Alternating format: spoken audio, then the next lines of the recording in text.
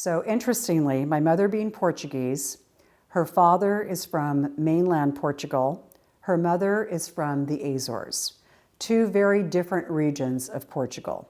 So I'm going to move over to my grandfather's side because they came over a little bit later.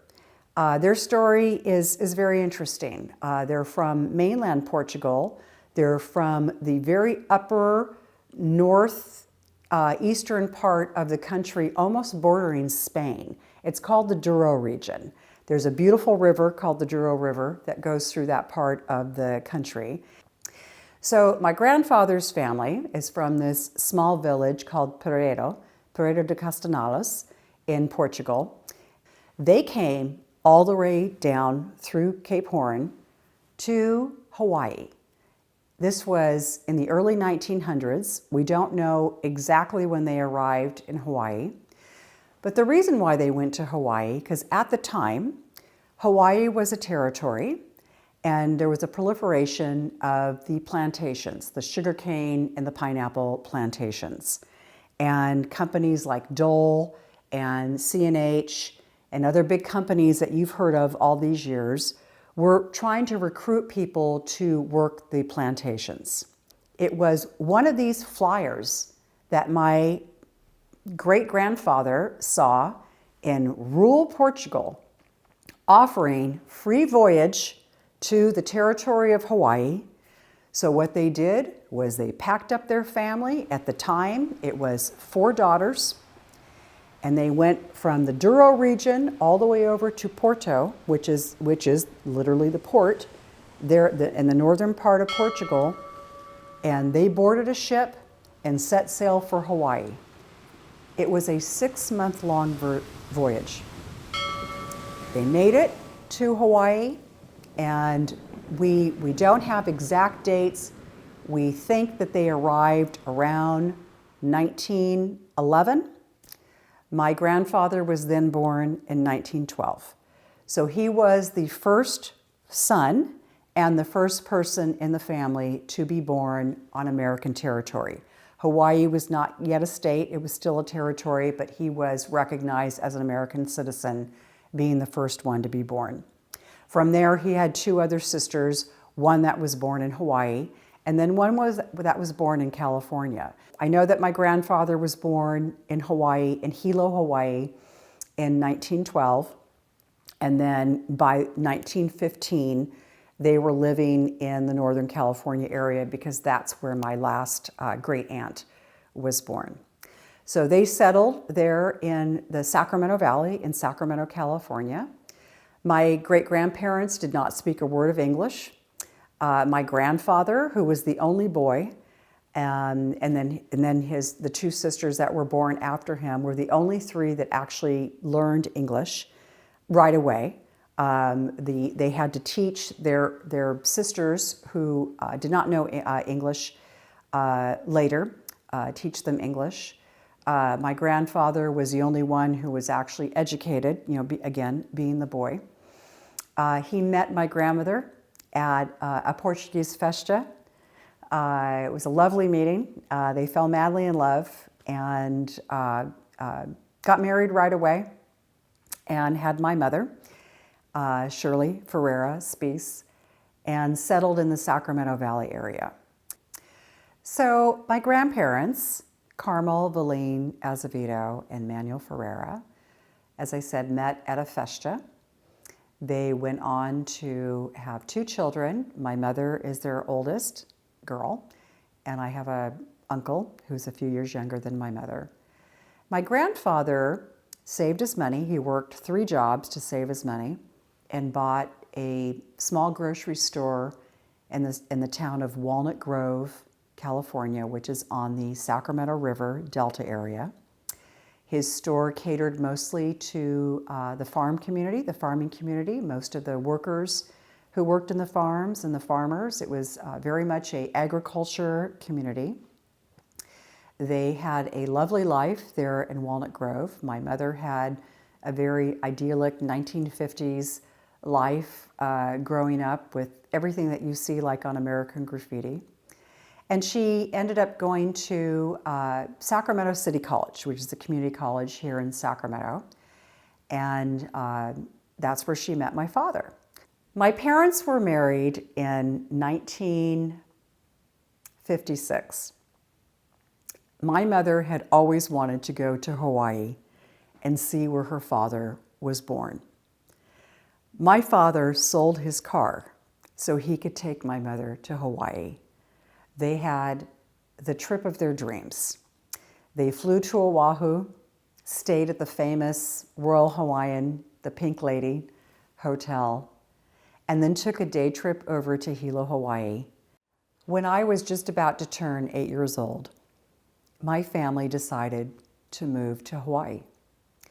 We moved to Lahaina, Maui, and it was one of the most wonderful experiences of my life. And it was largely due to the fact that my grandfather was born in Hilo, and my mother was very interested and maybe even fascinated by the Hawaiian Islands, as my grandfather was. He always told her what a wonderful experience he had remembering his childhood growing up in Hawaii.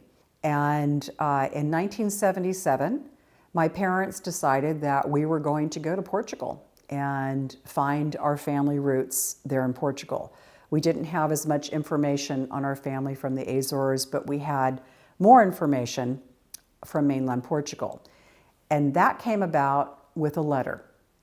When my parents let my grandparents know that we were going to go to Portugal, my grandfather went into his room, came out with an old cigar box, and pulled out a letter and said, "This is a letter from my first cousin in Portugal." From what we remember, it was sent to my grandfather sometime either in the late 60s, early 70s. It was a letter asking him to either help them get out of Portugal or send them money to get out of Portugal, because at the time there was some civil unrest within the country. It was a very scary time. My family in Portugal, again, were from a very rural community, and they were scared, and they were looking for a way out. And unfortunately, at the time, my grandfather could not help get them out, but he did send them money. And we have this letter, and he gave the letter to my father. And he said, "When you go to Portugal, do what you can to find our family." And we did just that. When we arrived in Lisbon, we rented a home that was kind of our base for a couple of weeks. And my dad, the first thing he did was he went to the American consulate and he showed them the letter. And he said, "I need to hire a guide. It's someone who can help us find this family." We found a guide. He was willing to take us. It was a 7-hour drive from Lisbon up to this very rural part of Portugal. So my two brothers and my parents and I and the guide piled into the car and took the long drive up to this rural area, obviously going through absolute beautiful scenery. When we pulled up to the town, which was way up on a mountaintop, it was a little cobblestone street with cows and goats with their bells just walking through the town. You know, some very unique, beautiful old rustic homes. And we pulled into kind of what was like the city plaza, the town plaza, and there was nobody there. And the guide said, "Well, it's probably because they work the fields." So we found out that our family grew grapes and they grew olives. So obviously they contributed to the wine industry and the olive oil industry. And as we pulled in and then we all got out of the car, and we started to see some people opening up shutters. And our guide noticed it. And he was trying to encourage them to come down. And we're a very American-looking family. And we could, obviously tell they were very unsure as to why we were there in the first place. And my mother pulled out this big envelope and file that she had. And it was full of photos. And she started to line the photos up on the hood of the car. And she started to wave them down. And she knew enough Portuguese to say, please come down, please come down.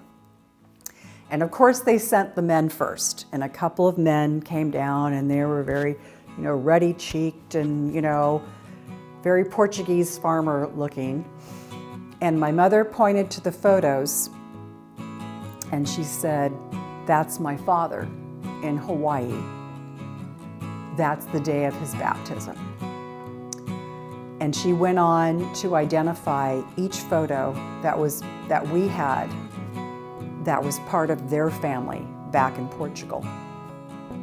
And the man started to cry, and he hugged my mother, and then he motioned everybody to come outside. And next thing we know, we're surrounded with family. This is 1977 in this rural town of Portugal, and everybody's hugging each other.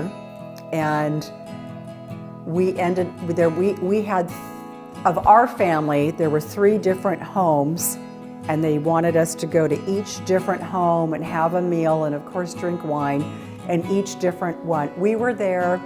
It was a 7-hour drive just to get there. And I think we arrived around 4 or 5 o'clock in the afternoon, and we stayed till midnight in this community. The guide, thankfully, obviously spoke Portuguese and English and can translate, but that was the most meaningful event in my family that's ever happened. The fact that we connected with our family in Portugal. We have many beautiful photos from that day, and we made a lifelong connection.